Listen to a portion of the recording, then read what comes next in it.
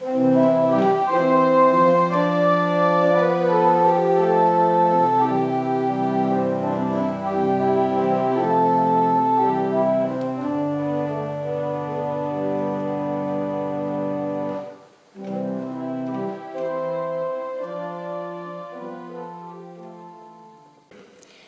I'm not sure if anyone knows what day Sunday is. It is very important, because on Sunday, the 21st of June, as well as our usual morning service, we will also be celebrating men all over the world, because Sunday is Father's Day.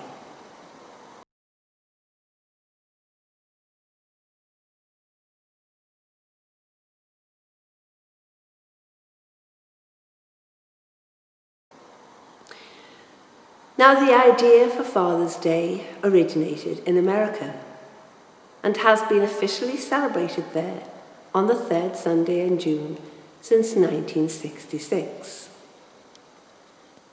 So officially, we have been celebrating Father's Day for 54 years. Now, the exact origins of what we now know as Father's Day are indeed disputed, though we do know the movement for a day which celebrated fatherhood began roughly about 100 years ago. While in the UK, fathers can expect, at best, breakfast in bed, a handmade card, socks maybe, hankies, or a bottle of whiskey, and at the worst, the day to be completely ignored, elsewhere the festival is done little differently. In Germany, and please excuse my German, it is called Vatertag, which means Father's Day. But it is also sometimes known as Männertag, or Men's Day. In China, Father's Day used to be celebrated on the 8th of August. There was a reason for this, because the Chinese for 8 is Ba, while a popular word for father is Baba, something like daddy in our language. So the 8th day of the 8th month is Ba Aba, which sounds like daddy in Chinese. But in China, the day has since moved to the third Sunday of June, in line with the UK and America. Now, many believe that Sonora Dodd from Washington came up with the idea after hearing a Mother's Day sermon in 1910, and wondered, not unreasonably, why fathers did not have their own day too. Dodd and her siblings had been raised by their father as a single parent after their mother died, and Dodd felt very strongly that fathers needed a special day too. With the local YMCA and the Ministerial Association of Spokane, a city near where she lived, Dodd began a campaign to have the day officially recognised. So the first such Father's Day was held in Spokane in 1910, with a number of towns and cities across America later following suit. Now, this is one way that Father's Day was begun, but others say it was Grace Golden Clayton from Fairmount, West Virginia, who should be credited with the concept of Father's Day, after she suggested a day celebrating fatherhood in 1908. Now, it was said that she put the idea forward following a terrible explosion in a mine in a nearby town, which killed more than 360 men. She argued the children in that town needed a time to remember their fathers after this terrible tragedy. She felt something needed to be done officially.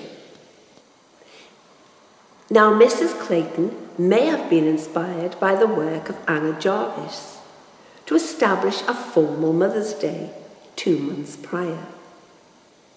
But she pushed for the idea of a day to remember fathers, somewhat rather more stronger than Son or Dodd had done in the past.